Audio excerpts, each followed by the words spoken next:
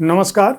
साहित्य तक के बुक कैफे की एक दिन एक किताब में मैं जयप्रकाश पांडे आपका स्वागत करता हूं। आज शुक्रवार है और वादे के मुताबिक मैं एक काव्य संकलन के साथ उपस्थित हूं। यह काव्य संकलन केरल से अनामिका अनु का है। केरल के कवि और उनकी कविताएं। इस पुस्तक का संपादन और अनुवाद अनामिका अनु ने किया है। अनामिका अनु MSc की पढ़ाई की, PhD भी की, विज्ञान की विद्यार्थी रही हैं, बड़ी नौकरियां भी की, लेकिन उनका मन साहित्य की तरफ था। साहित्य में इस तरह से उनकी रुझान बढ़ी कि उनका एक काव्य संग्रह इंजीकरी के नाम से आ चुका है, रजा फाउंडेशन के सहयोग से। उनका कहना है कि केरल ने उनको प्रकृति को, मानवता को, संवेदना को देखने की एक अलग दृष्टि। जब वे वहाँ थी तो उन्होंने अपने आसपास की चीज़ों को शब्दबोध, लय, ताल, रिद्म, दर्शन और विचार, केरल का कण कण उन्हें स्पंदित करता रहा और उन्हें नया जीवन दिया। उन्होंने इन कविताओं को अंग्रेजी और मलयालम से लिया है और उनका अनुवाद किया है, उनको संकलित किया है। उनका कहना है कि 1.5 दशक हो गया उनको केरल के काव्य संसार को समझते, और यहाँ की जो समृद्ध काव्य संस्कृति है उसमें उसका कोई जोड़ देश में दूसरी भाषाओं में नहीं है। क्यों? क्योंकि केरल का जो काव्य है वह चिंतन परक है।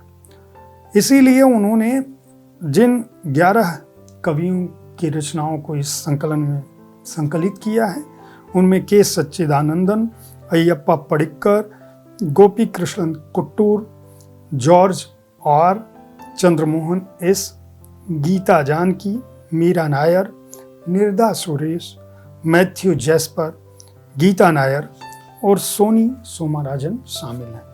मैं उनका कहना है कि के सच्चिदानंदन कविता का विश्वविद्यालय है।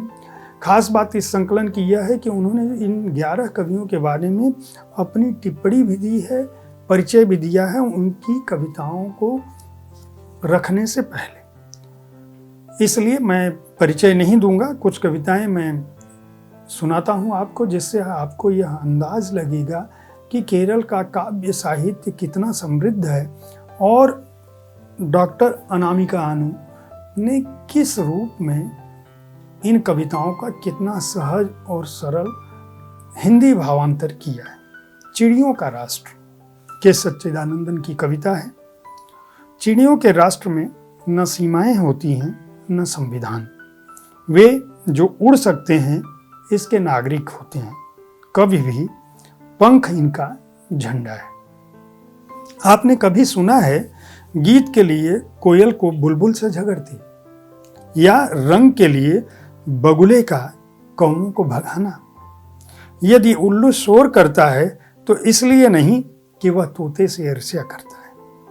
क्या कभी किसी ऑस्ट्रिच या पेंगुइन ने नौ उड़ पाने की शिकायत की है? जन्म लेते ही वे आकाश से बातें करने लगते हैं। बादल और इंद्रधनुष उन्हें सहलाने के लिए उतरते हैं। कभी कभी वे शोखियां चिड़ियों को दान में दे देती हैं, जैसे बादल हंसों को दे देता है या इंद्रधनुष मोर को। वे सूरज और चांद के बीच में बैठकर स्वप्न देखते हैं। इसके बाद आकाश देवपरियों और सितारों से भर जाता है। ये अंधेरे में भी देख सकते हैं। ये जादुई बौने और परियों से बात कर सकते हैं। ये उतर कर पृथ्वी पर आते हैं ताकि घास सुकून महसूस कर सकें या अपने गीत से फूलों को खोल सकें। वे जो फल और कीड़े खाते हैं वे उनके अंडों से नन्हे पंखों के साथ प्रस्फुटित होते हैं। एक दिन मैंने चिड़ियों की तरह रहने की कोशिश की। मैंने अपनी राष्ट्रीयता खो दी। राष्ट्र एक पिंजरा है, यह तुम्हें खिलाएगा, पहले तुम्हारे गीत के लिए, तुम्हारे गीत नापसंद होने पर तुम्हारे मांस के लिए। कितनी मार्मिक कविता है के सच्चिदानंदन की, और उसका भावानुवाद भी उतना ही उम्दा किया है अनामिका अनु ने। जॉर्ज R की एक कविता मैं पढ़ता हूँ, व्यक्तिगत नोट। व्यक्तिगत नोट में छोटी छोटी कविताएं हैं। कुल 9 कविताएं हैं। मैं केवल कुछ कविताएं व्यक्तिगत नोट की पढ़ रहा हूं। 1, मैं पहाड़ी की ढलान पर मुलायम घास था, जहां हवा कभी सोई नहीं। एक दिन सांझ में बुद्ध नन्हे मेमने की तरह आए, मुझे खाया और तृप्त हुए। 2, टूटा दर्पण, झड़े पत्ते पायल में तब्दील हो गए।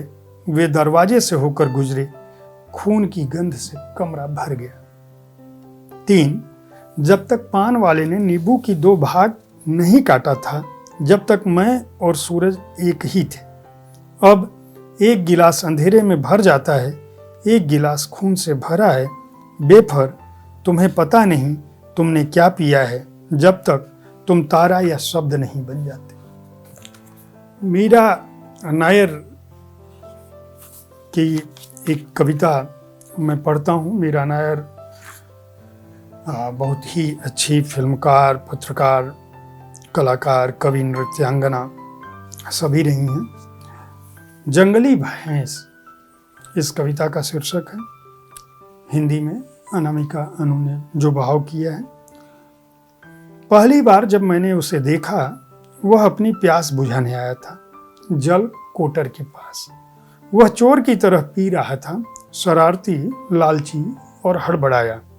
मैंने खोजी उसके खुरछाप की रेखाएं, सूंघा उसकी थपथपाती पूंछ से उत्तेजित हवा को।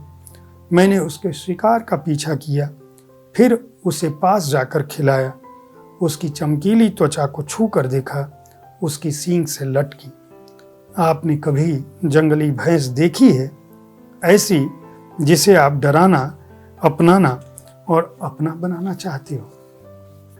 ये बेहद उम्दा कविताएं हैं। इस संकलन को खरीद कर पढ़ा जाना चाहिए, ताकि भारतीय भाषाओं में कितना समृद्ध साहित्य है, किस तरह का काव्य रचा जा रहा है, इसको हिंदी जगत जान और पहचान सके। अनामिका अनु को इस बात के लिए बधाई दी जानी चाहिए, धन्यवाद दिया जाना चाहिए। लिटिल बर्ड पब्लिकेशंस ने इस पुस्तक को प्रकाशित किया है। मूल्य है 250 रुपये, पृष्ठ संख्या है 110। अगर आप कविताओं में रुचि रखते हैं तो साहित्य तक पर आज की कविता में मेरे वरिष्ठ सहयोगी संजीव पालीवाल कविताएं लेकर आपके पास उपस्थित होते हैं। अगर आप अच्छे काव्य संकलनों के बारे में जानना चाहते हैं तो हर शुक्रवार को हमारा कार्यक्रम देखना ना भूलें। मैं ठीक इसी समय किसी न किसी काव्य संग्रह की चर्चा करता हूँ इस कार्यक्रम में। अगर आपको पुस्तकों से प्रेम है तो हर दिन बुक कैफे में आज की किताब में मैं एक पुस्तक के बारे में बताता हूँ। पुस्तकें पढ़ें, अपने ज्ञान को विकसित करें, कविताएं पढ़ें और संवेदनाओं के साथ साथ अपने जीवन के यथार्थ को समझें। इसी कामना के साथ सोमवार को मैं फिर मिलूंगा। देखते रहें साहित्य तक। धन्यवाद।